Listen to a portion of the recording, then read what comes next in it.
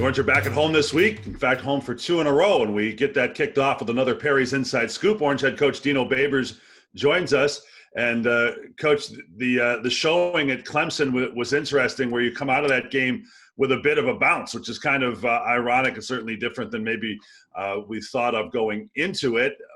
Now you come home for another kind of extended stretch here at home. What's kind of the snapshot in the locker room in terms of attitude and approach this week?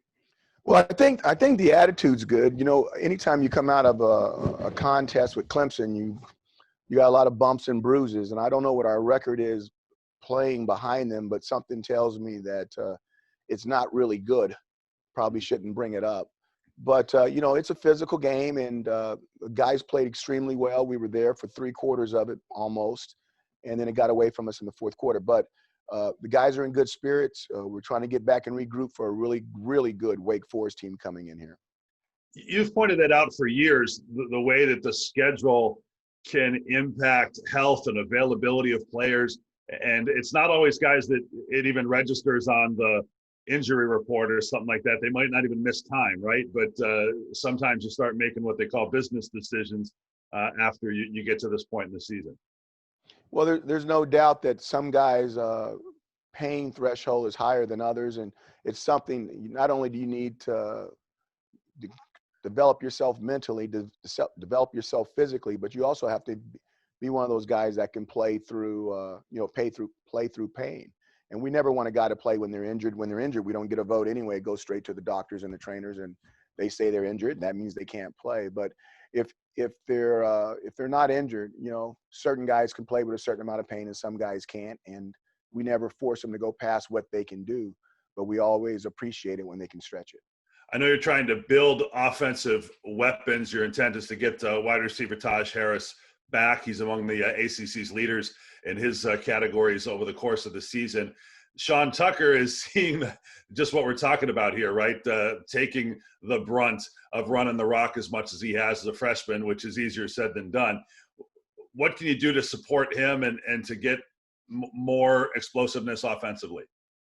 Well, first of all, I think Sean's been doing an exceptional job. And the one thing that I don't like to talk, you know, I don't like to brag on these guys, and I won't talk too much.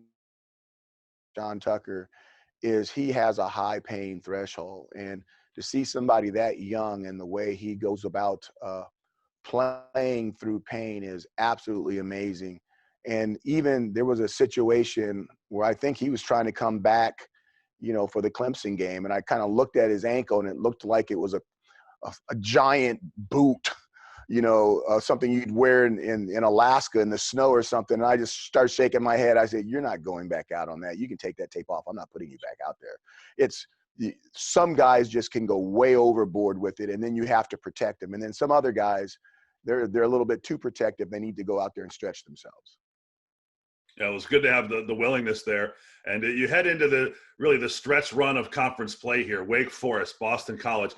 You've known, for your entire tenure here, these are the games where you really have got to do what you can to win them. Obviously, you're going in on equal footing with these types of teams. What will it take to get it done against the Demon Deacons on Saturday, Coach? Oh, first of all, we've got to stop the run. They've been able to run the ball on everybody. And they're very unique with their scheme, kind of lull you to sleep with the slowness of it. And all of a sudden the back jumps out the backside, or he jumps out the front side with his explosiveness. So it's a very, very unique type of run game that our DC and our defense hasn't seen before. Our defensive coaches have, but not our DC.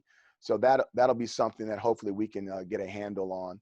And then we have to cut down on the turnovers and the penalties. I thought we did an okay job with the penalties in the last game, but we've got to cut the turnovers down if we're going to have an opportunity to beat some of these people going down the stretch.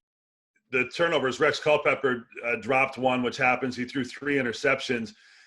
He's got, 5 years on his register, but that doesn't mean a lot of snaps or a lot of time playing quarterback. How hard is the adjustment when a guy like that steps in, and what's lacking there, or what can be improved upon in terms of ball security?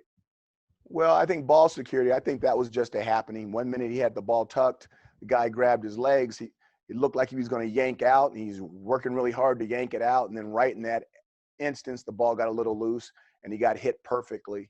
On that play out, I felt that, we had some offensive linemen that had a chance to jump on the ball as well. They did not do that. And then they picked it up and scooped and scored.